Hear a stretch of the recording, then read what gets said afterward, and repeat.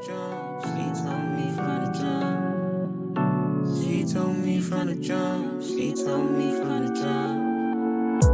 Walk 100 miles in my shoes, bet you can't. Take 10 steps with a guy, bet you faint. Bet you faint. Welcome back to the Simple Questions Podcast. I'm your host, Dylan Carnahan. Today's episode is called What Makes a Good Beer?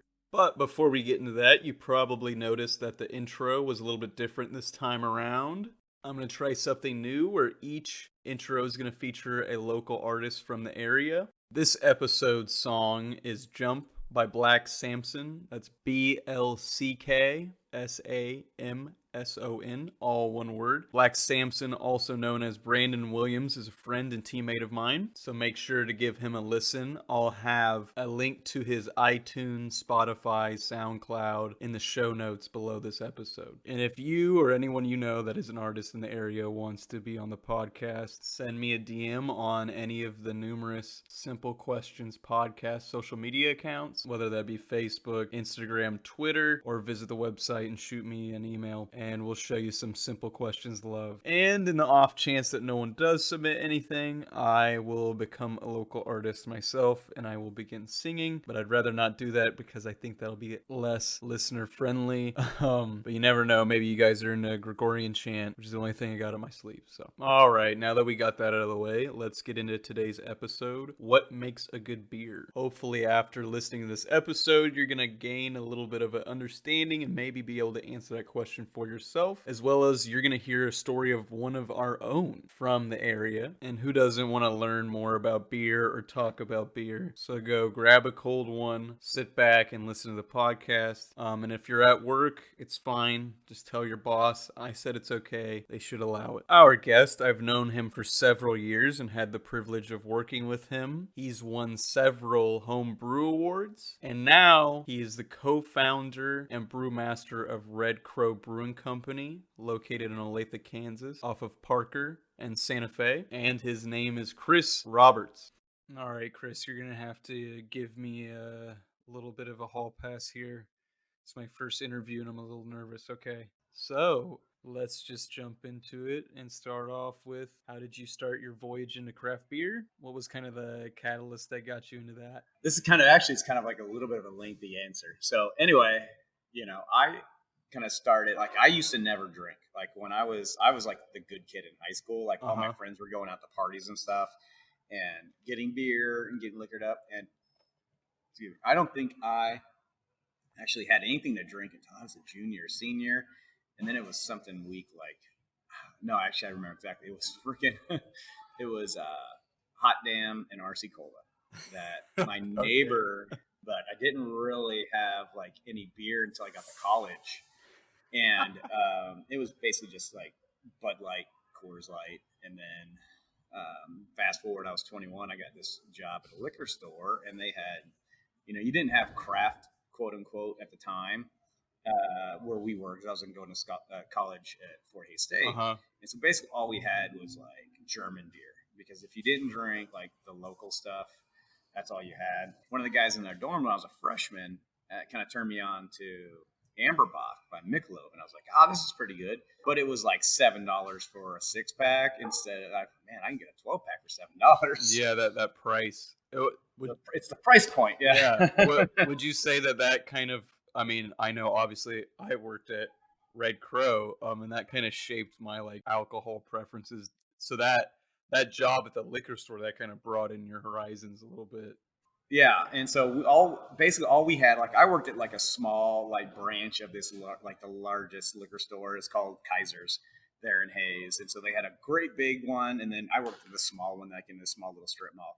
And so basically all we had was liquor, wine, and then it was pallets of Keystone Light, 30 packs, and then like Coors heavy bottles, and then we had some German stuff. And so like I started drinking like St. Pauli Girl in the green bottles, because I can't. Someone told me it was good, and I tried it, and I was like, that's not bad. And so that was like my splurge, was like St. Pauli Girl, not knowing that it was skunky. Because they had the green bottles, and it just sits in there, and the light just pounds on it all day long. So, but like my kind of voyage into craft beer is, we moved when my wife Misty and I moved up here, and then like our first year we basically just, because we didn't have any money, we just basically drank like whatever was the cheapest thing we could find, just like we were in college still. And then moved up here, bought a house, and then our local liquor store had like a door. It was like one door singles, and they had all this different stuff. And then I was like, oh man, Boulevard Wheat. That's everyone's jam around here. And I was like, oh, Boulevard Pale Ale, let's try that. And then after a few, you kind of get used to it. And then I was like, well, what's an IPA? It's India Pale Ale. I'm going to try that. And so I started actually drinking Red Hook IPA, which I think was like my kind of aha moment. Then they came out with this one called Longhammer, and I loved it. And so that's when we had like disposable income. That's what we drank. If not, it was like Bud Light or Miller Lite or Coors. So how do you you gain this kind of taste, right, for craft beer? It's kind of, you're amassing a little bit of knowledge, you're getting exposed to stuff. What's the transition to say, hey, I wanna make this, So the transition was, I'd worked in corrections for a while, and then it wasn't paying the bills, and it wasn't kind of panning out. My degree is in criminal justice. Okay. And I was trying to get a job as a cop, and so at one point I'm like, screw it, it's time to start paying off bills. It goes from the things you want to do to things you have to do. I end up getting a CDL and driving a truck for a living. So part of that, I got a job at Cisco Foods. One of our customers was 23rd Street Brewery there in Lawrence. Okay. So showed up one day, there's nobody there, but the door's unlocked. So I brought everything in, dropped it off. I kind of knew where it went. Nobody's there. I'm calling my buddy who's their normal driver. I'm like, hey man, what do I do? And he's like, oh, do you see this car in the parking lot? I'm like, yeah. He's like, oh, he's just getting cigarettes at Hy-Vee. He'll be there in a minute. I was like, okay. So apparently this guy was just kind of jacking around or whatever. And so I went ahead and gave myself a self-guided tour of the brewery. I was like, oh man, this stuff is cool. And basically from there, I went home and started kind of looking into stuff. Like before I changed my major to criminal justice, I actually went to college to be an engineer. So I'd always loved like building stuff. And I get a lot of satisfaction in doing my own thing. Putting something out there that's yours. Yeah. And whether it's, in my garage or whatever, like I'm kind of like that cheap bastard who, instead of actually going out and buying the thing that does X, I'm like, I figure out the way to make X work with all these other things. And half the time it looks atrocious, but jerry-rigged. Yeah. And that's the best way. Like I am a farm engineer by training. So I am the duct tape and bubble gum and JB Weld kind of a guy. Like our keg washer is basically 2x4s and wood screws, but it does pretty more. I'm actually getting ready to automate it. But I just like looking at things and figuring out how to make it work. And like, we didn't have a whole lot of money. And I think that was the biggest thing. It's like, I loved IPA, but I could literally get a 6-pack of IPA, or I can get like a 30-pack of Keystone Light kind of thing. And so at that time it was like, the wife's gonna be mad if I come home with just a 6-pack. So I was like, and then at Cisco, we actually had our own grain. And so I could pretty much make 2 cases of beer for the price of buying a 6-pack. Really? And so you saw that, you got that price benefit there. Yeah. The cost of goods were super low. It's the end package, the end product is what costs the most. And so I ended up now I call myself the king of Craigslist, because I can always find something on Craigslist to use. Like my wife's uncle used to work at Pepsi, and so he would get me, they're called Ball-Lock kegs, and they're designed like for like the little Wonder Bar thing that everyone uses like in a liquor store. That's what would go through. It was basically like concentrated syrup that would get mixed with water, and you get pop, like a soda fountain. And so he would like bring over like 20 of these things, and I would clean them up and I'd trade them to people for stuff. Like, so you're turning the paperclip into a house on Craigslist to try to get all this stuff. Yes, that's essentially what it was. Yeah, like he gave me my first cooler that I used for a mash tun, and I think we'll probably get into that a little bit. Like I got like it was like an all sport mash tun. It was black and like lime green, and I built the manifold in the bottom, which separates the grain from the wort. And like I literally did like one what's called extract, which is like a kit beer. It's like the easiest way to make beer. Okay. It's basically like it's like concentrated malt sugar. You put it in a pot, throw some hops in there, boil it, throw it in the fermenter, and then 2 weeks later, you may or may not have something you can drink. So how did you find all this information? So obviously you've gained this exposure. You're kind of like, I have this knack, this engineering, like putting things together. Where do you go? Where do you go to learn more about craft beer and be able to make it? So the making part, like I just like Google, like I don't even think we had Google at the time, but like with Netscape Navigate to, I found this. It's called homebrewtalk.com, and it's just this massive forum of recipes and recipe development, and then just like, hey, this is what I do, and then started finding books, and they're like, okay, there's like a beginners forum. It's like these are the books you need. Oh wow! So Like, you were able to kind of through that yeah, website, they had kind of like a way for you yeah, to. yeah. The HPT is fantastic. I mean, it's like a little community, and I don't participate in it so much now because it's so full of people, and with the way the internet goes now, it's like for every great person you meet on there, you meet 30. So I mean, it's just like it's the same thing. It's like Facebook now. Okay. And so like and now I haven't been on it for a while. There's a couple columns on there that I do follow, like the automated brewing stuff, because I mean that, like I said, I originally went to college to be an engineer, and it was actually electrical engineering, and that stuff still piques my interest. Uh-huh. And a lot of that, like I have carry over here. Like I don't have the ability to sit down and write a program. Like I use a couple things like an Arduino, which is a small process board. Like I can't write my own code, but I know enough knowledge. I have enough knowledge in the ability to take that product and find a code similar to what I need and basically hack it and slash it and make it do what I need it to do. And so like I've got a couple little ones that I use for like a PID is this type of controller. So like what a sous vide is, where you basically it's like a crock pot with like a brain in it to where it'll keep the water in the crock pot at like exactly like 130 degrees, like plus or minus like a quarter of a degree. Okay. I don't know what that is, but I get why that would be important for brewing. Yeah, and so like I've got a couple of those little programs that these guys have made, and because it's open source, they typically will put their programs on the internet, and all you do is download them, and then you can use them at will because it's open source.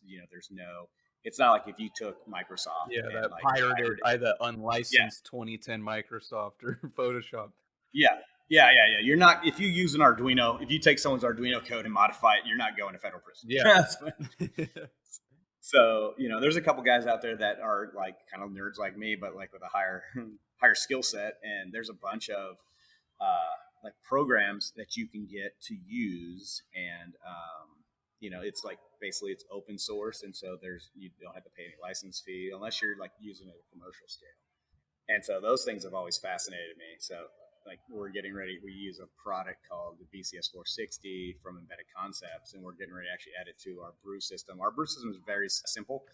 And we use it right now to control our fermenters, and we're getting ready to add it to the hot side in order to just have an instant reference on, okay, this is what temperature the brew is at. So I have an idea like when we're going to hit boil. You have that like added information that you're going to get. Yeah, instead of like stopping what I'm doing and going over there and looking at it and like getting the thermometer out and waiting for it to come up to temperature, I can have instant access. Like I'm using the bathroom, I can pull it up on my phone and see exactly where we're at. I'm like, holy crap, it's getting ready to boil. Let's make sure that X, Y, and Z. You're not going to have that constant observation. You're going to be able to monitor that, at home. It's going to open up a lot more of your time. So how long was the experience of brewing at home? Like obviously you have a brewery now, but so yeah, I think so. So this Christmas would be 12 years I brewed my first beer. Oh wow. At home. And so 12 years. So was it good? Was the beer? Was the first? You know what? It wasn't horrible. It just wasn't a style that I cared for. And so what I ended up doing was getting like the least expensive kit they had to make, and so it ended up being like a Hefeweizen, And Hefeweizen is just not it's a German wheat beer. It's just not a style that I never really cared for it. Was it made out of like your knowledge at the time, like that was the easiest thing to do, or That was part of it, because like the thing with hops, they're the first thing to fade if you do things incorrectly, and so it can affect the more hops you have in a beer, the more difficult it ends up being to get a successful batch out of it, especially when you're looking at a homebrew scale, and all the other things that kind of go into it. Like with an extract kit, it's literally just dumping sugar, a syrup into a pot okay. and then boiling it and throwing some hops in there to bitter it. And then when you're done, you just dump it in a bucket and throw some yeast in it and put it in your closet for 2 weeks. So that's just the most basic introductory thing. Yes, that's the most generalized way you can do it. But then there's also a lot of things as far as chemistry that go along with it. Like if your water is, as a pH of 7.5, for example, and you put that in there and you put the malt extract in there and you throw your hops in there, well, that's not on a professional scale. We look at we want our pre-boil pH or our pre-hopping pH to be around 5.4, because above that you get a lot of like phenol extraction and you get a lot of additional bitterness extraction. The efficiency goes up, but it rips out of the hops these flavors that you don't want. So you get like soapy characteristics and you get really astringent and really sharp bitterness out of the hops. And those are things we don't want. I mean, you can literally there's processes that you can extract every single ounce of whatever's in those hops out, but that doesn't necessarily make for a higher quality product. And as you're starting out, you're probably you may not be checking the pH of your tap water and saying this is Kansas hard rural tap water or whatever. You're probably just going in there and you're like, oh, this tastes, it is how it is. It's the first batch. So yeah, and honestly, the water that I used in our first batch is the base water that we use in every batch since then. The only difference is we adjust it using acid, either citric or lactic acid. We adjust the water pH down, and we also send it through what's called a granulated active carbon water filter system. And so what that is essentially it's coconut shells that are treated specifically to take out chlorine and chloramine. So the water companies have to, by law, make water stable for drinking. And so I think they add chlorine to it and ammonia at the station. I believe those are the two chemicals they add. But what those do is when they combine, they form a product called chloramine, which is essentially why, you're supposed to, like if you have goldfish or whatever, you're supposed to either get reverse osmosis water or treat it with these things are called Camden tabs. Yeah. And that, because they can't really live there. It's not really. Yeah, no. The chloramines are toxic to fish. So if you just took a guppy and threw it in some tap water, it's dead, after a bit. The same thing with brewing. If there's chloramine in the water, when you strike with it, when you add it to the grain, it actually produces a product called chlorophenols, which, when you were a kid and Band-Aids came in those really thick plastic, they were pink plastic, and then they were in the metal container. Okay. So that smell, like you can, like I say that, and I'm sure you can remember. You may be old enough. You're kind of a little surprised, so.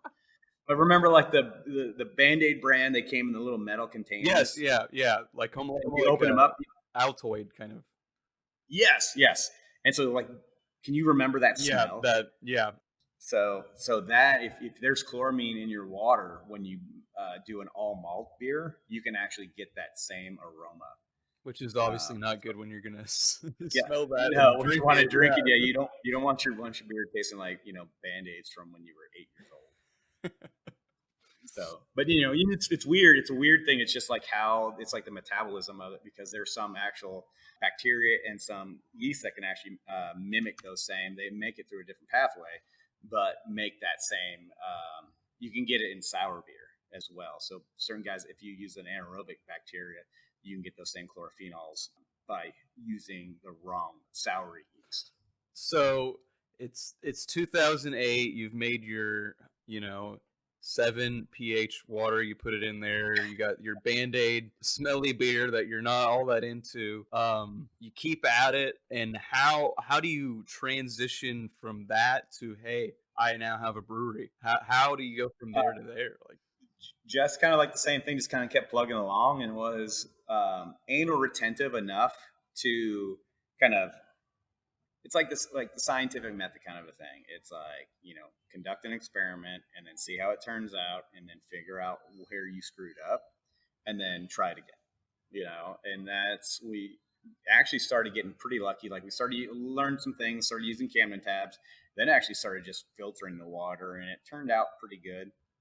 Ended up winning a few awards. I mean, nothing like major going forward. And then one day it was Misty's, my wife's sister, at one point lived a block over from us. And so they were over at the house, and we were drinking some of my homebrew, and her parents were over at the house, and we were getting liquored up. And I think they were over for a birthday party or something. And Joe, my father-in-law, was like, I always wanted to have a brewery. He went through this big, long story about how there was this place in Junction City that was like right around the corner from where he used to work. And we're like, yeah, that's a great idea. And so like the next day, like I asked Missy, I was like, do you think Joe was serious? He's like, oh yeah. He's like, for even before you started brewing, that was like something that he wanted. oh wow. And so we were just kind of chit-chatting one time. I was like, are you serious about that? He's like, yeah, if you could figure out how we could do this. And that was kind of like the rise of like what they kind of called the nano brewery. And so like a couple guys, like I was all over homebrewtalk.com, and a couple guys are like, quote unquote, going pro.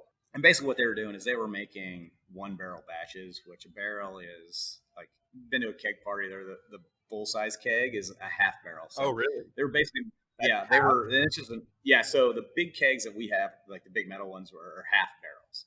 So they're 15.5 gallons. So a barrel is 31 gallons, and it's just an old kind of antiquated, like a lot of the stuff in brewing, like the terminology is just like throwback type terminology. Okay, as that roots in like the history. Yeah, like we still call it hot liquor, even though it's hot liquor is just hot water. Okay. Which I don't know. It's like in Kansas, liquor is anything that's not like cereal malt beverage. So wine is liquor, beer is liquor, liquor is liquor.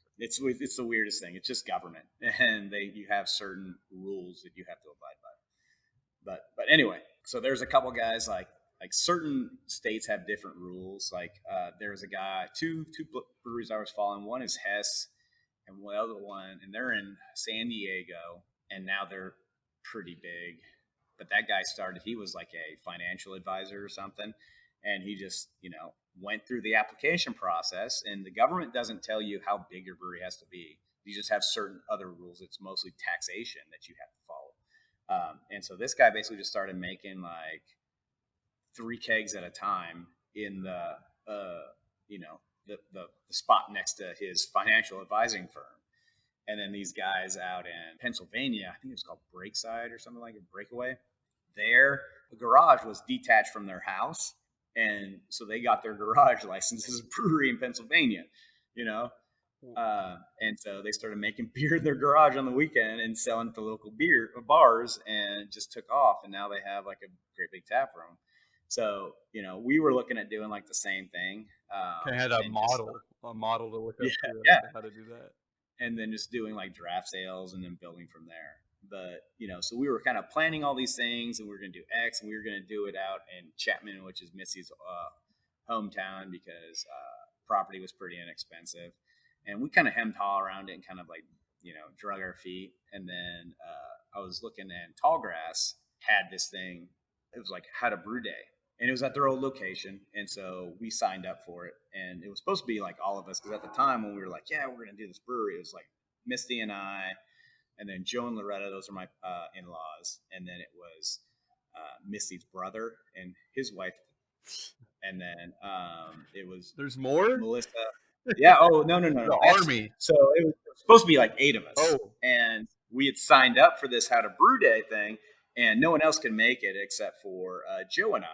And so we had these specific instructions. It was a Saturday, and my father-in-law, he works every other Sunday.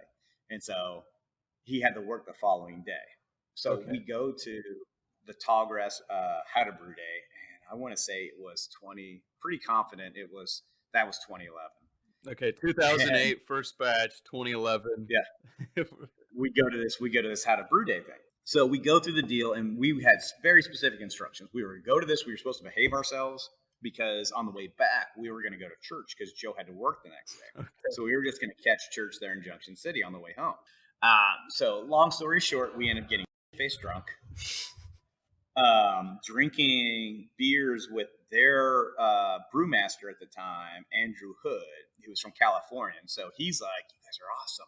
He was pulling out stuff like his parents from California would send him, like Lost Abbey and God, we drank some Russian River. So like stuff that people used to kill for around here, we were drinking. And he was telling me about all these other things. I was like, "Oh, that's awesome." And so at one point, Joe's like, "I don't think I'm going to make it to church." Not And I'm happening. like, "Oh, okay. And I'm like, you know what? I don't think I can drive home either. And so I ended up having to call Misty, and her and my sister-in-law came to pick us up, and we were still drinking. Misty basically had to drag us out of there, and she was pissed off so bad. But the whole ride home, so Joe rode with my sister-in-law, and then I drove with Misty, and the whole way home, I guess both of us were like, "We're doing this. This is so great." You know, I was like, "We want this." And we basically made it back. We kind of sobered up a little bit. We had dinner. So we missed church. And then Joe actually had to call in sick to work because he was so hungover. But we basically, that whole time, once we got home, like around 8 o'clock or something like that, until like 11, we kind of hatched this plan. So fast forward, like my brother-in-law, he wasn't able to do it. They were a young family. Misty's sister and her brother-in-law, her husband, he ended up joining the Army. And so he got deployed, twice. And so we were waiting. So your on numbers him. are dwindling here. Yeah. And so after he got back from his last deployment, we were pushing, and this was the end of like 2013. We started pushing pretty hard to find a space. We talked about doing it in Chapman, and that just wasn't going to work. So we decided to move it up here. We were going to do a production brewery because the rules in Kansas are a little bit wonky. Looked into some stuff and then started running the numbers, and the numbers weren't there. And so we decided that maybe what we could do is look in Kansas City, Missouri, because on the Missouri side, the rules for breweries are a lot more, I wouldn't say lax, but the requirements as far as what you had, the hoops you had to jump through, as far as numbers were a little bit easier. And I can imagine, based on the fact that Kansas now has full beer as of last couple of years. So I can imagine just brewing the beer would be a little more difficult on Kansas. Well, see, that's where the kind of the crux of it is. The brewing the part is easy.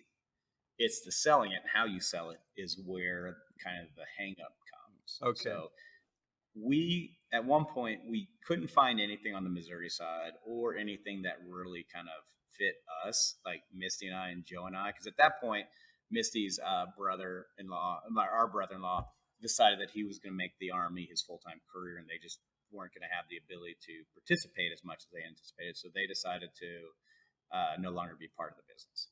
So it's just at this point now, and this is about January, I'd say, of 2014 or so. Okay.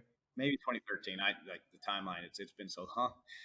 And so we, at that point, just kind of hammered down and started trying to figure things out. We looked all over KC Mo and could not find anything that fit us or fit within our price range that met all the things we needed. And so we decided that we wanted to open it up in Olathe. And so that's where kind of the monkey wrench kind of got thrown into things, because the way Kansas law is set up, after Prohibition was repealed, when they made it legal to have alcoholic liquor in the state, you could have it, but you had to belong to a social club type thing. Okay. So Eagles Club or, whatever. So you had to pay a fee, you had to wait 10 days, and then you could go in and drink beer. But you couldn't have it at like a bar. You couldn't go, there weren't actual quote unquote bars, or you couldn't go to a restaurant and a hamburger and get a Bud Light with it until I think it's 1989 or 1991, where what they did was they attached it to the state constitution and allow each individual county to decide how they want it. So you could either be completely dry, which you can't sell any alcohol, but you can have it if you go outside and bring it in. You can even manufacture it in a dry county, you just can't sell it. Wow, that's just so unique. Like that's Weird. yeah, and it's well, I even They think want now like $1 drink at Applebee's, like that's just so common, just the consumption of alcohol like that, but not at the time. Oh, absolutely.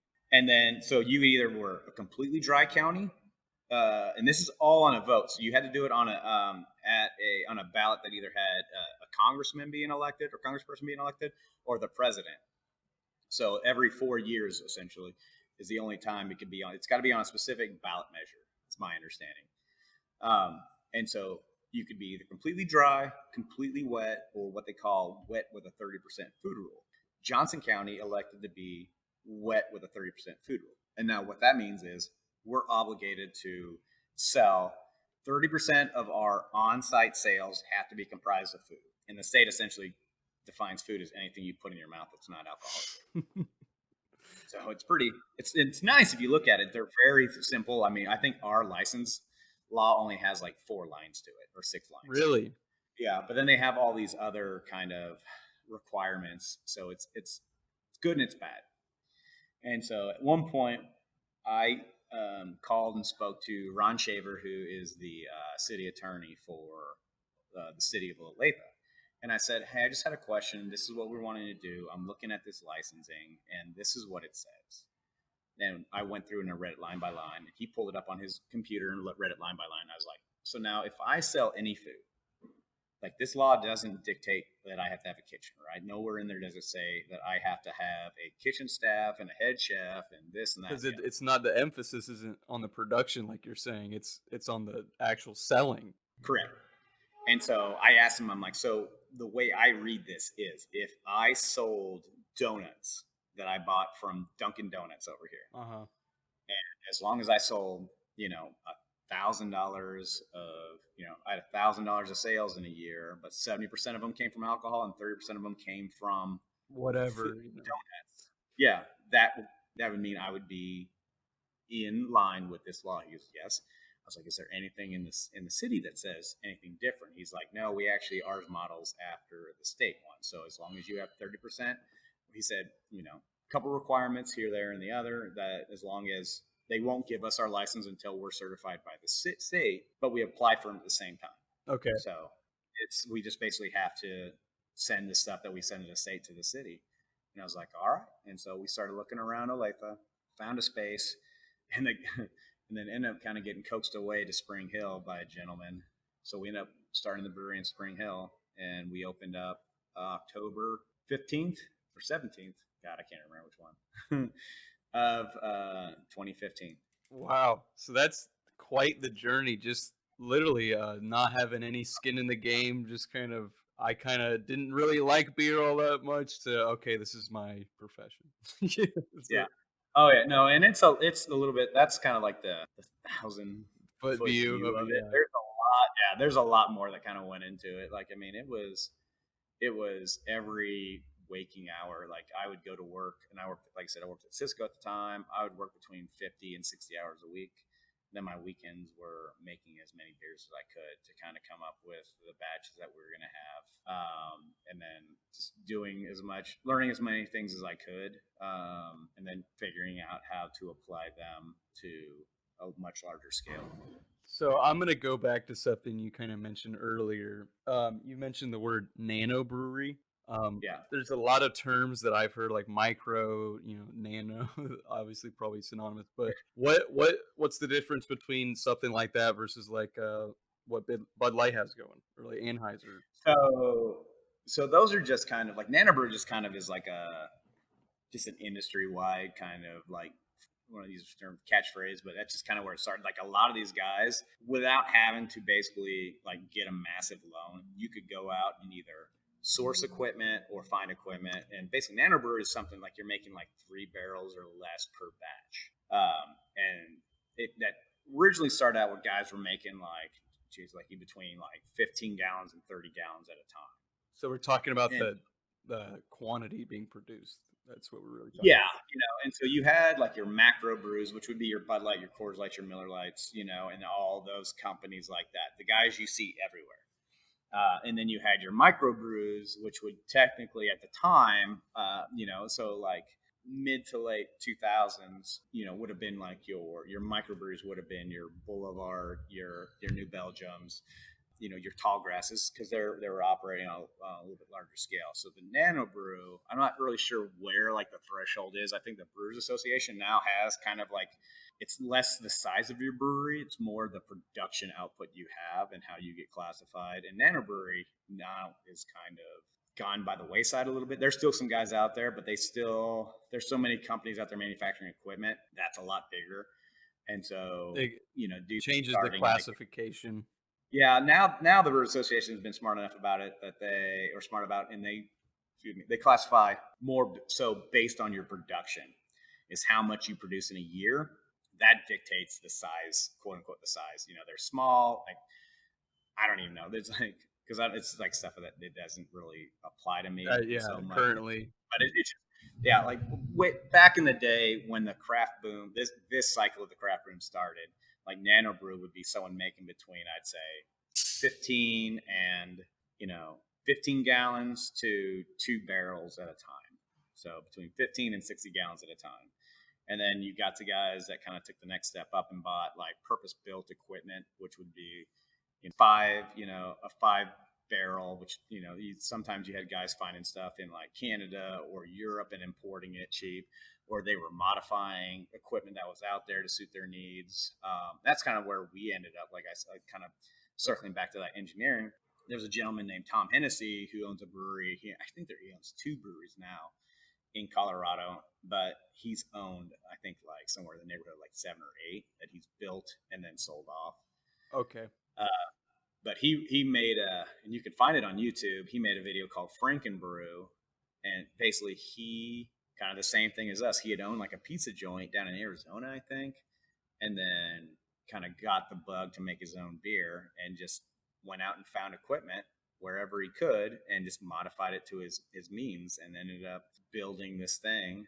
And it's kind of inspired a lot of people. Now he even runs like a small school in Colorado that kind of teaches you. It's like an immersion type course where you go for 2 weeks, teaches you the ropes, like the down and dirty. Kind of like what you and your father-in-law kind of went into. Yeah, but he's it's kind of like life lessons, and so like there's less trial and error because he's like, these are the things you need to do in order to be successful. Less of a workshop and more informative. Yeah, like it's really a great setup. Yeah, you don't have like your company's supposed to bring 2 people, and like one person, this is how you brew. This is what we do. This is how you do it. This is the best like way we've learned on like a small scale kind of production type setup for like, it's mostly like pub type setup or tap room mentality. And then one other person does like all the business type stuff. Like, these are the records you're supposed to keep. This is how long you have to keep. Yeah. That's really in depth. Like, that covers pretty much all facets that you would need to know right there. Yeah. And it's like a 2-week little deal. And now he's got to the point where he's had so many people gone through the class. Like, a friend of mine's actually taken the class. So the gentleman that owns Smoke Brewing, he's gone through it. And he told me that he didn't even go to the Colorado Boy. That's the name of Tom's breweries now. He went to like one of his students, actually. They offer like kind of like satellite programs. Wow. So there's all these offshoots. Yeah. And so he's got all these people, and so that have gone through his course that have been successful. And then they basically bring him in and kind of teach them, it's like old school karate or something. Like, the student becomes a master kind of a thing, and then they pass it on to somebody else. But yeah, we use a lot. He wrote a book a couple years ago, and I have that book, and we do a lot of the things that he speaks about. Like, our mash tun is actually an old dairy tank, and so that we end up having, I think, $1,000 invested in it. Where if we were to purchase it brand new, it'd be somewhere in the neighborhood. Like, the least expensive one would be like around $12,000. So right there, right out of the gate, we've already saved ourselves like $1,100 or $11,000. And so just little stuff like that, I think, kind of, like I said, that's like old school, like American ingenuity kind of a thing. It's like, you have a problem, you figure out what that problem is, and like how you move those obstacles that are keeping you from your destiny. Yeah. Let's kind of root back into the actual brewing itself, because obviously that's your forte. We've talked a little bit, it was mentioned a little bit earlier about how you made your first batch, but what are kind of like the general steps to making beer? So, like I said, it's pretty simple. So basically, all we do is we add, and we have most of the stuff we have calculators and Okay. formulas to figure it out. But for us, we have I have such a tight control or such a working knowledge of our system. So we traditionally will use X amount of grain, and I know with X amount of grain, I need X amount of water, and X amount of water, Okay. X amount of temperature. And so we have a lot of standardization we use. It just makes life easy for me. We have a starting gravity for some of our beers that we try to hit, and we may vary certain things on that.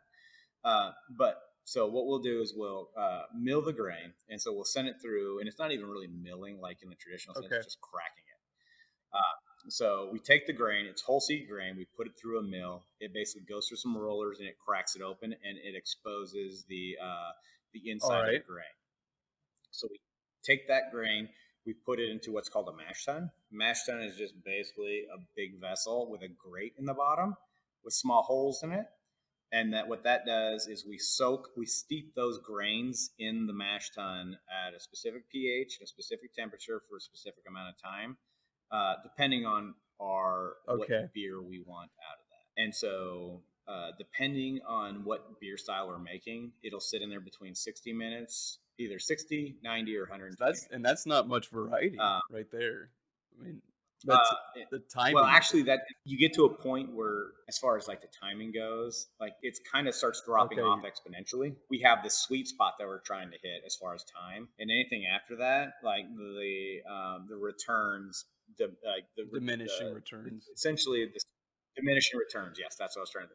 So after a while, it starts dropping off. There's other things that we can do to boost those efficiencies as far as just letting it sit in there longer. So we could actually add, amylase enzymes to it just to get more extract out of it. So once you hit that sweet spot, whatever that is, 60 minutes, whatever, then what? So what happens is when it goes through the mill, so it's funny, it's called a mill. Anyway, what it does is it basically smashes the grain, and the husks on the grain kind of stay pretty much intact, but the inside is crumbled up and crushed. And so the funny thing is the husks of the grain are actually, once they become waterlogged, become heavier than the inside, and they fall to the bottom. And so they actually develop this natural filter bed. So after 90 minutes, 60 minutes, 90 minutes is what we typically do. We go through a process called Vorlauf. And basically, it's a big fancy German word for take the crap off the bottom and put it on top. I don't know if that's the actual definition, but that's what we do. So we open the valve at the bottom. We have a pump attached to it. And what we'll do is we'll recirculate it, because when you do crush the grain, a little bit of like flour essentially is made. And that's to make its way to the bottom. And what we want to do is suck all the flour out and redeposit it on the top. And so what that's doing is those holes are making their way to the bottom where the grate is. And so it's acting as a filter bed. So it's like a natural process where the endosperm and whatnot are inside, and they're floating kind of towards the top. And all the holes are down at the bottom, and they act like a natural filter. And so you Vorlauf just to keep some of that grain out of the kettle.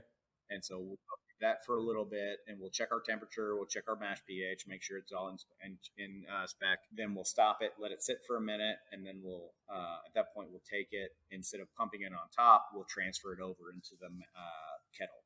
So once we hook it to the kettle, we'll open the valves up, let it start flowing in naturally at first. At that point, what we're going to do is we're going to start sprinkling water over the top of the mash in the mash tun, and that's called sparging. And so it's kind of weird. It's all these words. So it's excuse me, let me back up.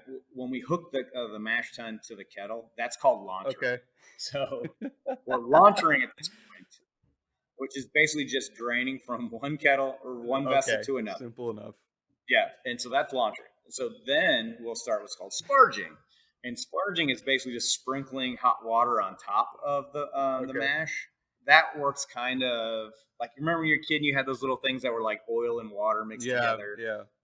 Because the oil is lighter than the water. So essentially the same process. After the saccharification is what it's called, where those starches, the enzymes in the grain the enzymes that live on the grain naturally are activated by the hot water. They go to work on the starch in the grain, and they convert it from starch into sugar. And so the sugar is just like anything. It's just maltose, basically. it's heavier than the water. So as you sprinkle water on top of it, the water is lighter. It kind of resides on top, and it kind of acts like a plunger and helps to push Oh, to get down that into the the heavy. other tank. Yeah, yeah, kind of. It works just like almost essentially like a plunger is the best kind of Just analogy I have pushing it for it. down to get into the other tank. Yep. And so also what it's doing is because of osmosis, you still have some sugar that's trapped in those grains. And so it's once you get to kind of homeostasis within the mash, you can't extract any more sugar out of the grain. Now with this fresh water coming and being sprinkled on top, that sugar can move from the grain into that sparge water, and then you get a little bit more extraction out of it. So you can kind of get as much without grabbing, basically wringing out all the water, all the sugar. Uh-huh. Excuse me. Your it's just using osmosis In your essentially favor. to migrate from. Yes. And so we do that until the kettle is essentially full to where we need it to be, and then we shut everything off and drain it. The rest of it kind of goes down the drain. Turn on the kettle. Once we hit a certain level, turn it on. Boiling starts. Once the boiling starts, we add in, depending on what beer we're making, depends on how long we boil it, and then when we add hops. So for us, with our water profile, we typically like a beer that isn't really hoppy. So like Isabel is a beer I'm sure you've served a bunch The of times. Belgian blonde. Yes. So it basically just gets what's called a bittering charge. So once it starts boiling, now there's little things in there. Once the boil starts on it, it goes for a little bit. We give it a bittering charge. That's just to balance out how much sugar is left in it after attenuation. So the beer doesn't taste like sugar water and beer. And then so like our hoppy beers, we typically hit those in the whirlpool at the end, and so that just we get extraction. We put a lot more. So for example, That bittering charge, that's the hops, right? Yes, Okay. yes. So we put, like I said, depending on what type of beer we're making, depends on when we put the hops in and how much hops we Uh-huh. put in. So like Isabel, for example, is 30 IBUs, and that's international bittering units. So that's just kind of a measurement of how bitter the beer is and how. And so it's 30 IBUs. We do, I think it's actually 30 ounces of our bittering hop at 60 minutes. So that will go into the beer. It'll be boiled for at least 60 minutes until we shut off the fire of the kettle and then let it steep for a minute.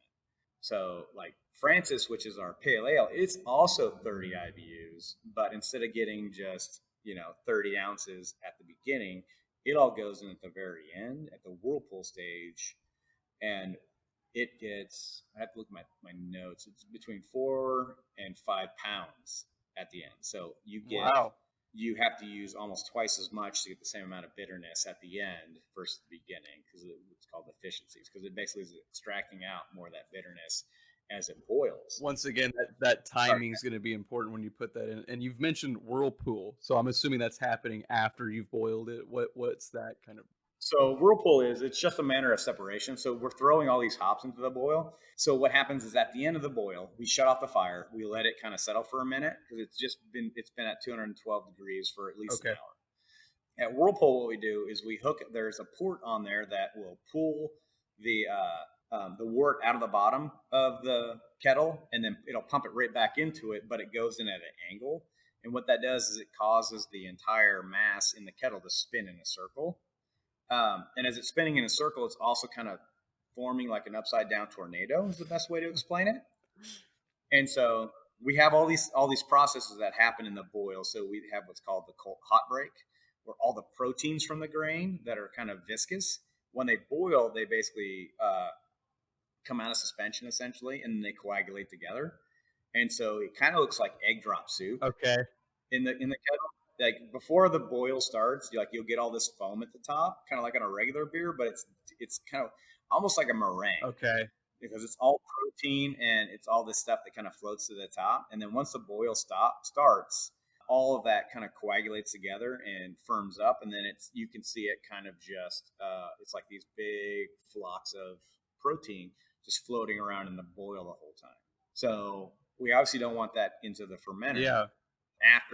After the boil's over, like I said, we start this whirlpooling process, and we let it go for about 20 minutes, and then it spins, around in circles, and then like an upside down tornado. And what happens is everything kind of bunches up and drops to the bottom and middle of the boil kettle. And so at the end, once it rests for a while, what that allows us to do is siphon off as clean a wort as we can, and get it through the heat exchanger, which is what cools the beer down to like pitching temperature. Because we start at 212 degrees, we put it through the heat exchanger. We don't want the hops going through it, and we don't want the hot break and the proteins going through it. It just gums it up. And so by spinning it in the whirlpool, it allows it to clump together in the middle, and then it all will form up. We use a couple processes, a couple ingredients that we throw in there that actually kind of act as almost like a magnet, essentially, and group everything together and fall down to the bottom. You use the word wort, was it? It's wort, W-O-R-T. So that's the final product you're going to get from after the whirlpool stage and boiling and all that. Yes. So wort is any sugar, water. It's anything that we create, minus the grain, before we add yeast to it. So legally, quote unquote, once we add yeast to it, it's beer. Okay. At that point. Wort is the unspoiled sugar water that we're creating. Okay. And so you've cooled this wort, and then I'm guessing you're gonna have to ferment it, right? So it goes into the fermenter, and then at that point we inoculate it with a yeast strain, depending on what type of beer it is. We have several that we use. We have a couple house yeast, and then we have a couple like specialty yeast that we pull in every now and then. So once you inoculate it with with your yeast, it's technically beer at that point, even if no fermentation is going on. It's just weird U.S. government regulations. So depending on what yeast we use, we have a fermentation profile. Depending on X, we'll do Y.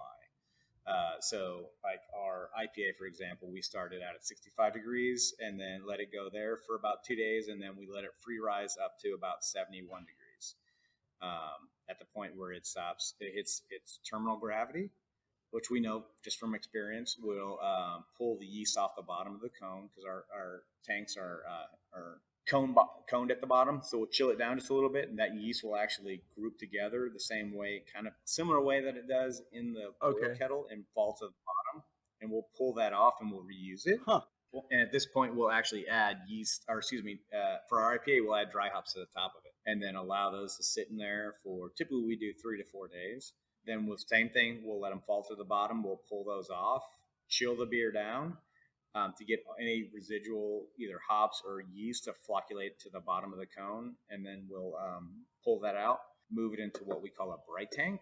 And then the bright tank is basically the same as the fermenter, except for their round bottom. And we have a stone in those that we inject CO2 into, and that's how we carbonate the beer. So it'll go into the cold room, or sometimes we can actually use our other fermenters if we're short on space. But then we'll inject CO2 into them, we'll carbonate them in the tank, and then once they hit a certain volume, typically it's like 2.3. So for every gallon of beer, I have 2.3 gallons of compressed CO2 dissolved into those. Wow. Put a special adapter onto the tank, and we'll put it into kegs, and then we'll put them online and sell them, or we'll get them to our distributor and they'll sell them to the market. That's pretty complex through a lot of different variables. Yeah, well, I mean, and the part of it is it sounds complex. It's just one of those things. It's just like anything. It's like driving a car. Yeah. It's like, when you start out driving a car, you're scared shitless. But then after you've done it for 5 or 10 years, it's like, you get to that point where crap, I don't remember the last 10 months. Now I'm going 85 like it's nothing. Yeah, and realize that it's like, well, normally, like, where the hell am I? You have that that autopilot, and it kind of becomes that. It's like once, and that's one of the things I think that's kind of like my bit of my science background. It's like try to do not change things, like do things the same each time, or if you change things, only change one thing. Don't change like 5 things, and you don't know where you're at or why the end result is the way it is. Yeah, and so we rarely change anything, and if we do, it's only 1 or 2 things, and those 1 or 2 things may only be like one thing may be in like a hot side, like on the brew side, and the other thing may be on the other side. And then if it doesn't quite come out the way we anticipated, just give the beer a different name. So I'm gonna cut back before the brewing process real quick. So what are our core ingredients in making a beer? So the 4 ingredients in beer, there's water, malt, yeast, and hops. And so technically it's not, you can have water, malt, and hops, but they're not beer until you put in the yeast. Yeah. That's the legally speaking. Yeah, and then there's some weird little rules on that too, like the percentages, like certain things are like it has to be like a cereal malt grain, and so it's just not malt. You can use rye, wheat, shit. You can use quinoa, you can use rice. Couscous. Yeah. I think isn't couscous technically a pasta? Yes. Something. I think it is. So I think you could actually use it, but you'd have to use it like an ancillary ingredient. Couscous is a dish. Yeah. Steam balls, crushed durum wheat, and semolina. So yeah, you can actually technically make beer out of couscous. Yes, They may have to experiment with that. you might have to get what we call formulary approval by the government to be making some couscous liqueur. We've Yes. talked about the process and all this stuff, and it obviously, as we've mentioned, it varies based upon what style of beer you're going for. I know that there are two different types or categories of beer. You have the ale and a lager, and so what kind is the Yeah. obviously there are different things that fall into each one of them, but what are kind of the main distinctions between the two? So technically, the only real main distinction, because is the type of yeast, and I'm gonna butcher these. So all yeast comes from, I think it's the family or genus. I don't know. Like I failed biology miserably. But they're Saccharomyces is what the yeasts are called. And so Saccharomyces basically translates into sugar fungus. And so Saccharomyces are a non-spore producing yeast.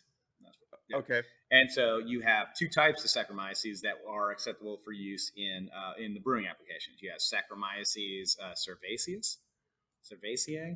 Like I said, I'm gonna butcher these. Okay. And then it's like Saccharomyces like alpastorius. So you have these two different types of yeast. Yeah, and essentially they're just kissing cousins. And so one is been essentially genetically groomed through evolution to work at a higher temperature. And then so you have like Saccharomyces pastors, basically lager yeast. And so way back in the day, they didn't have the automatic control of temperatures like we do now. And so they would traditionally, it's like say in Germany or the Czech Republic, there was only a slim window in which they can make beer because if it got too hot, typically it became. They didn't have the pasteurization techniques that we have today. Obviously, they didn't have the aseptic techniques, and so essentially, they got dudes with buckets dumping wort into vessels, and they rolled them into caves. But the lager yeast, they would throw a buttload in there, and it would it's like the idea of like the big fish in a small pond. And so the more yeast they had in there, the greater chance of success they had that the other beer spoiling organisms.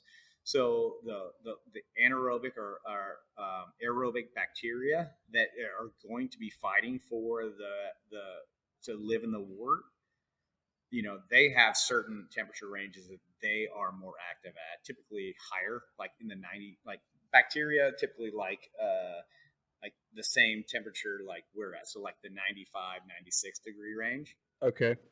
So if you take a huge pitch of yeast and then, like, so they're keeping it in wooden buckets and stuff back in the day. So it's really super clean. Yeah, super clean. Yeah.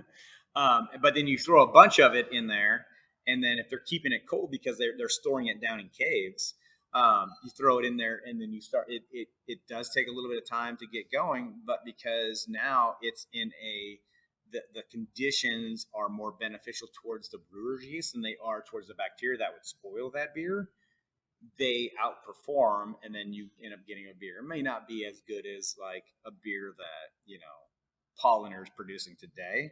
I mean, but back in the 1500s, you get what you get and you don't throw a fit. Yeah. You're not going to have as good quality control back then. I'm pretty sure that these cats are just wanting to live to be 25. So And the same thing, like we get yeast strains that actually have genetic markers, and like we use a yeast on occasion. It's called American ale yeast. And so it's like a kissing cousin to the same yeast that they use at Sierra Nevada. And no, I don't know where they source this yeast, but it has a certain range, a temperature range that it works best at. And now, just from like knowledge or just experience and having stuff go sideways for us, I know that it says between this number and this number, but if it goes a little bit above that or a little bit below that, I kind of know where it's going to land. Same thing, we use a yeast that's sourced from England that because of experience, if it gets above or below that, if it gets below it, it's going to go dormant and not finish fermenting. And if it goes above that temperature, the beer is going to taste like ale. Okay. And a lot of that is just, it's like pure Darwinism. It's a result of the environment. So, the environment, when they only brewed in Germany during certain times of the year, because basically when summer hits, it's too hot. And then you're going to spoil those beers. In England, they have a more temperate climate because of where they're at with the North Sea and stuff like that, where it's a little bit cooler. And so their yeast, they basically ferment in gigantic oak barrels at certain temperatures, same thing at certain times of the year. But they would get different. They were able to use these ale yeasts and ferment them out because the day-to-day temperatures were a little bit lower. Okay, so the main distinction is what heat the yeast requires, right? Yeah, I mean, and then that's the biggest thing. Yeah, and actually, what they're finding out now too is that done in the right manner, lager yeast, like certain lager yeast, you can use at a much higher temperature. And so we've been experimenting with that. And some of the lagers that we produce, actually, we ferment at a much higher, more of like an ale temperature than the traditional lager yeast that we use is different than KC Beer uses. And KC Beer uses traditional methods. And so they're fermenting at like 55 degrees for like 6 weeks. We're using a different yeast that has a wider range, and we're fermenting at like 62 degrees. We started a little bit lower or higher. We have a kind of specialized schedule. It takes a lot more attention, but we're able to start at a certain temperature, drop it, and then raise it back up. And then we get a similar beer. Granted, it's different flavor because the yeast will produce different esters and phenols. But we're able to produce, quality lager beers in much less time than they do over KC Beer. Lagers typically the lower heat, whereas the ale's typically higher. But you're finding now that lager, you can add a little more heat to it than previously thought. Yeah, and there's a lot, and that's the nice thing about kind of the boom in craft beer right now is there's so many companies out there vying for market share, not just at the brewery level, but all the ancillary suppliers like the yeast guys, the hop guys, all that stuff. The more research they do that we get access to, the better things kind of become. Yeah, that competition, you're going to benefit from that. Yeah, the market's always going to adjust itself. And it's kind of one of those things that's like, it's a great time to be alive kind of a mentality, because like we're learning all these new things. Like now, like just like you say like ale yeast and lager yeast, but now they're actually coming out with there's all these different kind of like groupings. Like now, like it's so funny. Like every time it's Kvik strains are from Norway. And every time I say it, it's like, Kvik is so hot. But like from Zoolander. But like we have a beer going right now. We're using this yeast strain called Salmonitis, which is actually from Lithuania. But traditionally, like ales are fermented in the neighborhood of, say, 62 degrees to 72 degrees. So they kind of a narrow band. And so with the Kvik strains are traditional Norwegian farmhouse strains that were used and then only used like once or twice a year for like, say, like Christmas or like weddings or like funerals. And so you had these house strains that were like family, like they have these names and they're typically named after the farmer, and they have like their traditional way of doing it. Like their filter bed was made out of like spruce branches and stuff. So and then, it's like grandma's recipe, like what we had, our family had around. Yeah, it's and I'd even go so far as saying like the idea, like the advent of like San Francisco sourdough bread. Like you would put it out on the windowsill and or like let the dough proof, and then just the flora fauna kind of a thing with it blowing into the window. There's some bacteria that lands on that bread and sours it just a little bit while you're waiting for it to proof, and then you bake it. It has like this nice like flavor to it. It's kind of that. It just happens to be what's there at the time, you know. And I'm sure probably some of it comes from like me making. I don't know how they ended up like this. My only thought is, you know, what you would do is you'd make this beer in the morning, and then you would throw like 20 logs on the fire, and then you go out and do your chores in the middle of, you know, minus 20 because you want your house to figure it would ramp up and then cool off a little bit by the time you got home. Anyway, these beers would ferment at like 90 degrees, which for traditional brewer yeast, like if you fermented something at 90 degrees, it would taste like fingernail polish. Really? Yeah, because that's just one of the off products. Like if you get yeast too hot, it'll start leaking out these off flavors, and that's one of them. Really? But with these yeasts, because they were forced to work at such high temperatures, then they, in essence, get like kind of like through Darwinism, like accustomed to that climate. And then you can use that to your advantage. Absolutely. So we have 2 beers right now that we make. One uses Simoneus, one uses Tormagarden. Simoneus we ferment at like 90 degrees, and the Tormagarden we actually ferment at like 103 degrees. And then they're just like beasts. Like the Tormagarden beer ferments out in I think 4 days, and then the Simoneus just depends on how big of a beer. So we have these 2 different distinctions, right? We have the lagers and we have the ales. What are going to be some common styles that fit within each of those categories? So like with lagers, you know, you have your like if you want to go like macro, then like American light lager, which essentially what those guys have done is figured out ways to cut their cost of goods by they use grain because you legally have to, but then they add some type of other simple sugars into them, whether it be corn syrup or rice solid syrups. Or not even syrups. They may take them and actually use corn, and then you can use an amylase enzyme, and you can go through you can mash it separately and then combine those. It does change the flavor. And then ale yeast is essentially 90% of the market. So, well, I'd say 90% of the craft beer market, because obviously the big guys make.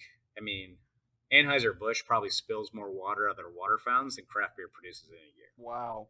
But when you're looking at everything else, I mean, you have, I guess technically like Sierra Nevada, or not Sierra, Sam Adams is no longer technically craft beer.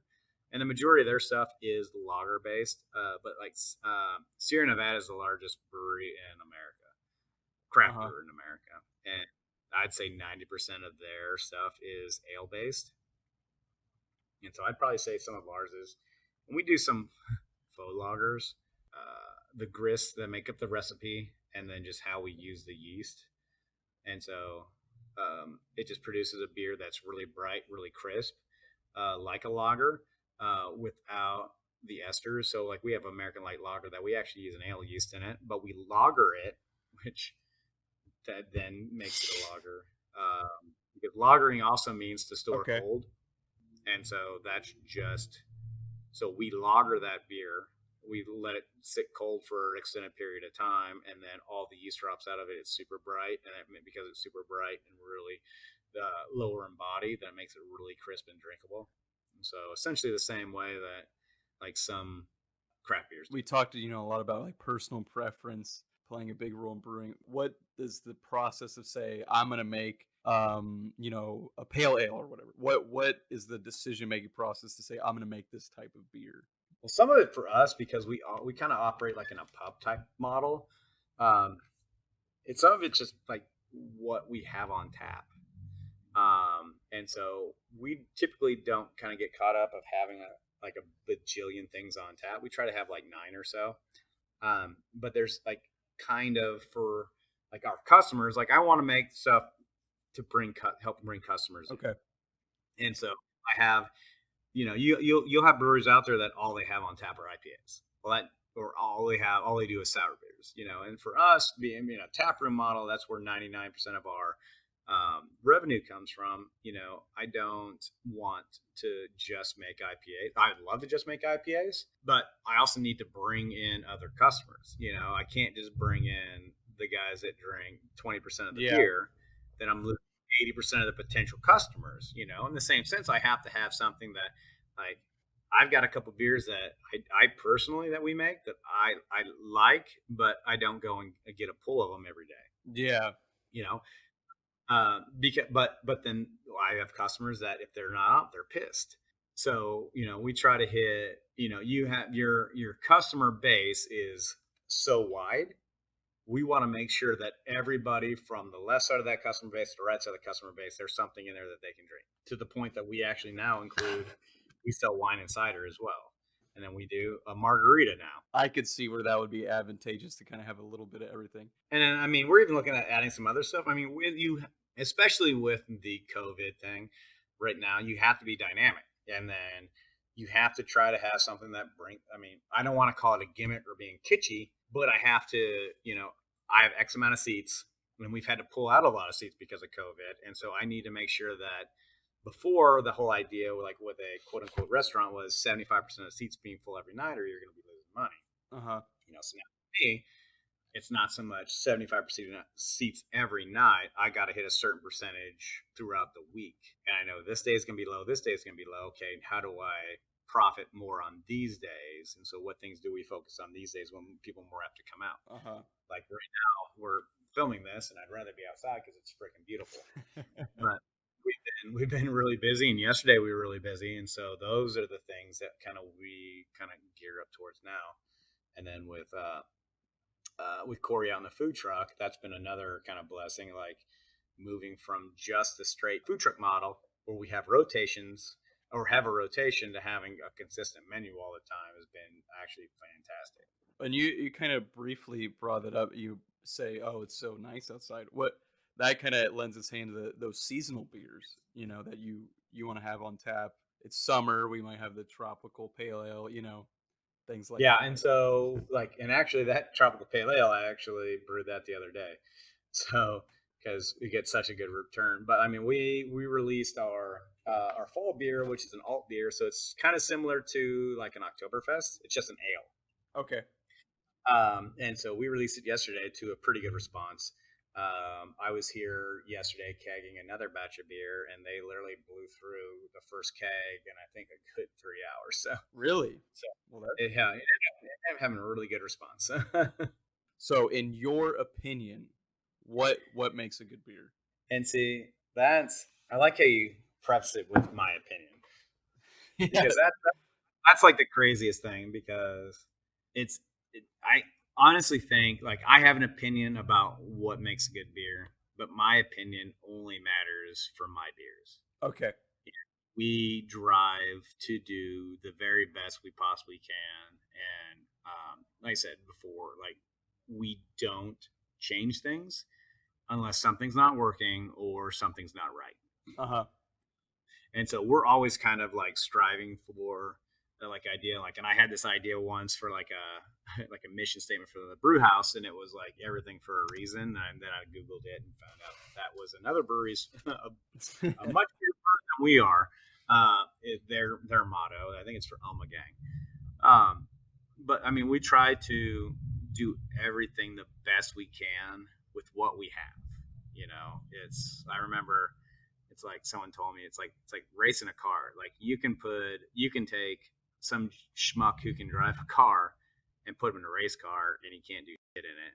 Yeah. But you can take a race car driver and put him in a Honda Civic and then they can make it that no one else can. Yeah. It's kind of like thing. Like I always strive to be the race car driver in the Honda, knowing that we're not a massive company with investors and millions of dollars of, you know, backing and stuff like that, and still try to take what we have and make the absolute best product with it. And these are kind of some of my things, like generalized, like clean beer, where it doesn't matter what it is. When you drink it, there's a flavor where the flavor in my description kind of bounces to the back of your palate and then back forward again. Okay. Lingers for a bit and it's gone, you know, and so there's no residual flavor left in it. And I think that's really it. It's like a weird little thing. Like I love all beer, like as an art form, but then there's all that technical part about it where, you know, It's like I've had good beers that are sound in like theory, but in execution they've not been so great. Like, and I'm not a huge sour beer, but I literally yesterday drank probably one of the greatest beers I've ever had in my life, and that was from my friends at Sandhill, and it was just like the perfect amount of tartness. It was like the perfect amount of back sweetness from the fruit they put in it. It wasn't overly carbonated. It was just so good. So that tasting experience, is it mutually exclusive to it's applicable to any style of beer, is what you're saying? I absolutely think so. Like I typically like lean towards IPAs just because I love the flavor of hops. I love that bitterness, and it's one of those things. It's like the more you get, and I think you get it with sour beers too. Like the more you drink a bitter beer, the more you kind of want it. It's kind of weird. But like I love a good hoppy beer that's not like overly bitter where I can taste like all the nuance in it, like a little bit of the malt, but mostly I want the hops and the hop flavor. And then it's dry hop properly where the dry hop aroma is always there. And that's one of the things, like we change our process to see how we can keep as much of the hop aroma in a beer as possible without having to go and shoehorn, but you can put a ton of dry hop in it, but you don't necessarily come out with a better beer, in my opinion. Like there's a lot of things that can go sideways when you put too many hops in a beer. And it's kind of like a balance between too much and less is more kind of a thing.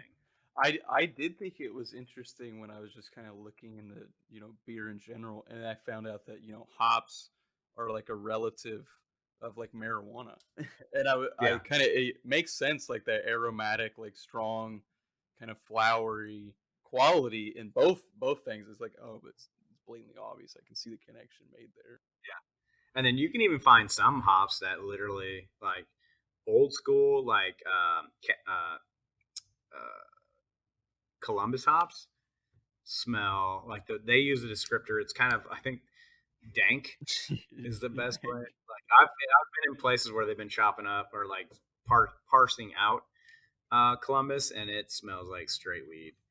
Really? And you get a couple. Yeah, there's a new kind of like offshoot. They're called Neo Mexicanos. And these are actually wild hops they found growing in like the Four Corners region, like down around New Mexico, Arizona. And they've started crossbreeding these with American hops, and they're like really earthy and dank, and like there's a new one, like Frank Zappa kind of helped push it, and so it's called Zappa, and it's like sweet weed. It's like modern day weed, like Pineapple Express kind of a thing. Really? You're like, Yeah. Officer, I'm just a local brewer with some hops in my trunk. Yes. Nope. I don't drive around with any of that stuff because anymore. But ours is. It's not. I mean, you look at it. It's Yeah. obviously not the same. Like it's the way you package it, the way you dry it up, and stuff. Especially in the pellets, it's like no one's like that is not hash, chief. That Yeah, is. I got you. Let's see what else I can conjure up for you here. So obviously, like, the brewing process in its entirety is important, but and you mentioned like you have certain types of styles of beers that you like. What do you think is like one of the more important ingredients to you? To me, I'm kind of like twofold. Like I like the expressiveness of some yeasts. Like the house yeast we have now for all our ales or for our American style ales, produces a lot of like citrus notes, like a lot of grapefruit and like orange pith. And then I also like the new type of hops that are coming out. Like probably one of my favorite right now is this one called Grüngeist, which it's like German for like green ghost, and it's a proprietary hop that's grown for our main hop supplier. And it's one of the main things we look at is called alpha acids, and that kind of helps calculate our bitterness. Traditionally, like American hops, especially like American aroma hops, have been like in a mid range, so like between like 10 and like 17 alpha, and this one is like 2.5 to like 3.5 alpha, but it's beautiful. It's like super like normally that oil content is what we look for as far as the alpha content is what we look at to kind of gauge like how expressive it's going to be. But this one's super low, almost like a German noble hop, like old school hops. But then has this fantastic, like it blends. It's does well on its own, but I think it's better blended with other stuff. Like we do a beer with it and Huell Melon, and it has like lemon lime and green like cantaloupe notes to it, and I freaking love it. But yeah, like I'm always looking for like new cool hops to use, especially like in the dry hop. We use one called Styrian Wolf that has like strawberry and rhubarb and like a little bit like earthy undertones and like some herbal characters, but it blends well with some of our American stuff. And I have this one right now that I'm getting ready to use in a beer called Lotus. And just off the top of my head, give me 2 seconds, I can kind of pull it up and tell you. I have to say briefly that the Green Ghost or whatever Green Ghost strain of hop sounds like marijuana. There's no way. I don't know if that's, but hold on, let me find the Lotus one is supposed to be really freaking nice, and I just kind of scored some like the last minute. And the guy's like, "Hey, I got some of this. You want it?" I'm like, "Yeah." So it's got aroma specific is orange, vanilla, berry, tropical fruits. And then it's funny, it's like when they have like genetic origin, and it's 50% Eastern Gold, like 25% Apollo, Cascade, and USDA like 90. So basically, it's basically made up of all these other hops that are like $3 a pound if I were to buy them. Really? Yeah, and then they kind of blend them together and they make this fantastic, like beautifully smelling hop and this like nice. I mean, it's not like the alpha. It's like 13 to 17, and then like they give us like all the other like little percentage of total and stuff like that, the beta chlorophenol and humulene. And from that, you can kind of figure out like generally where it stands when it compares to like other hops. Huh. But then it has like a sugar like. So there's a couple hops out there that like when you add them, they kind of add like a sweetness. Mm-hmm. And so they've added a sugar like on the aroma. It just kind of adds this something that it just wasn't there with it before you dry hop, and then after you dry hop, it's like, oh, that's new. That's new. It's pretty neat. Yeah. So yeah, like one of the new things too is kind of getting like blends, and like for us, we try to hit like dry hop with like 2 or more hops because then it kind of builds like a layer of complexity. Uh-huh. So, there's a couple other ones like we're looking at. Like there's this one called Satana, which is like pineapple and citrus, and it literally is frickin'. It's like a pineapple bomb In your mouth. Yeah, yeah, mostly in your nose. Because I mean, I'm like that one. It's like we always see these people that are like, "Oh, this is the best beer I've ever had," and like I'll get it, and I'm like, "Well, there's no hop aroma." And that plays a part. I think that's the biggest part. Like flavor obviously is a huge factor because it doesn't matter what it smells like. If it tastes like shit, you don't want to drink it. Yeah. But Soap. yeah, like Soap. I don't want. What did you just say? Soap? Yeah. Yeah. I actually hate that. Like, and then the new thing, like with some of these New England IPAs, you get guys that are making like, well, what are we gonna do? Like, I'm just gonna dump as much hops in this thing as I can, and the next thing you know, it literally tastes like soap or aspirin, and I'm like, good. It smells so good I could use it as a Yankee candle or something. Yeah, dehydrate the thing down, throw some whatever glycerol and glycerin in there, and next thing you know, you got a nice bar of soap. So, do you have any advice out there for home brewers that are kind of wanting to own their own place in the future, or just getting into the nitty gritty of brewing beer?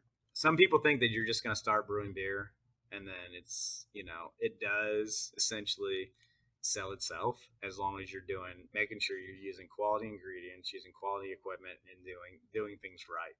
Like you can't cut corners, but then you're going to have some type of a partnership with somebody as far as whether it's like for us, it's someone else to kind of help carry the water. Uh-huh. I don't know. It's like such a weird thing. Like we had anticipated that it would just be me doing almost everything and then Misty helping out. And then once we got going and we ended up doing way more than we ever anticipated, basically Misty had to come on and is essentially a full-time plus employee. I mean, she works just as many, if not more hours than I do. And honestly, if it wasn't for her, I mean, we would have probably had gone up belly up years ago. Like it is quite the investment.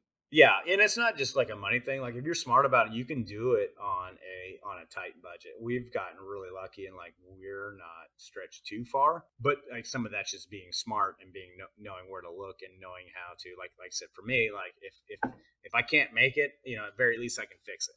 Yeah, that's where the experience comes in. I mean, you're talking about the equipment, you're altering that, saving some money there. I mean, you're looking at the ingredients. You kind of know, hey, this one has qualities of this more expensive, ingredient, but we can make that work in our favor.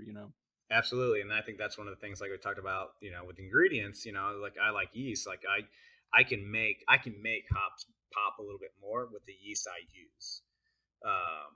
Little stuff like that. But I mean, there is so many moving parts, and it's one of those things. It's like the Brewers Association a couple of years ago put out a manual, and they updated here lately. But in the old one, there was like that triangle. Like this is how business works. You can do things quickly, you can do things right, or you can do things cheap. And it's like a three-legged stool. But you only do two of those things at the same time. You can't do all three. And so you can do it right, which is what everyone wants. And so that one, you always have that leg. So then what it becomes is you can either do it quickly or you can do it cheaply. And so if you do it cheap, it's going to take you longer, if you do it cheap, and so it's like a balancing game.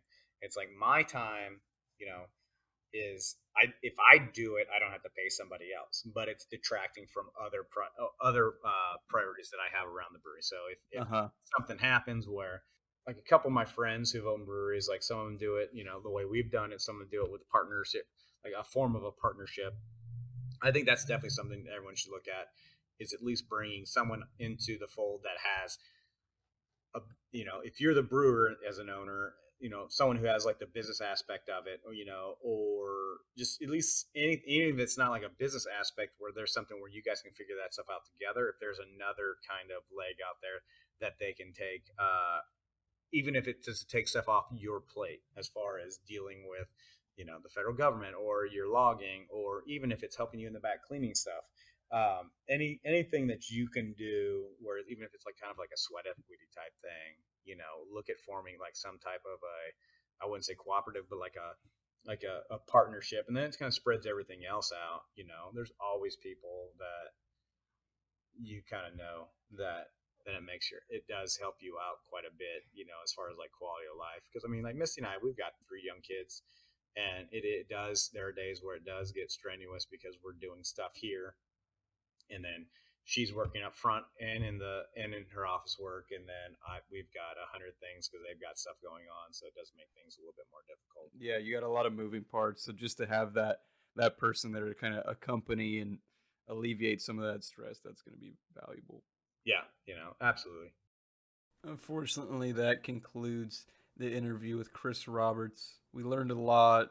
We laughed. We launtered. We vorlofed. We splarged. We did it all. We learned about the brewing process, the difference between ales and lagers, the main ingredients in beer, what different types of breweries there are, the different styles of beer, and the journey it takes to ultimately become an owner and brewmaster of a brewery. So go ahead and check out Red Crow Brewing Company on Facebook, or you can go to their website, redcrowbrew.com, and show your support for Misty and Chris in their endeavor to make craft beer.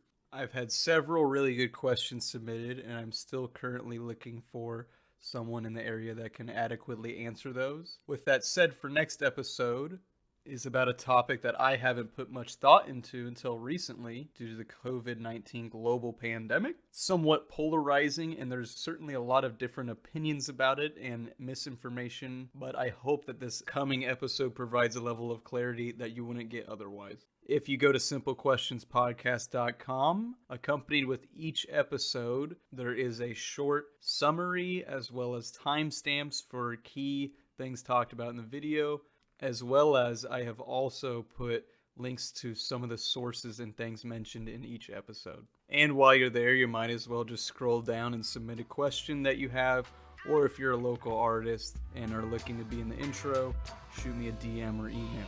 Thank you for listening, and like always, keep asking questions.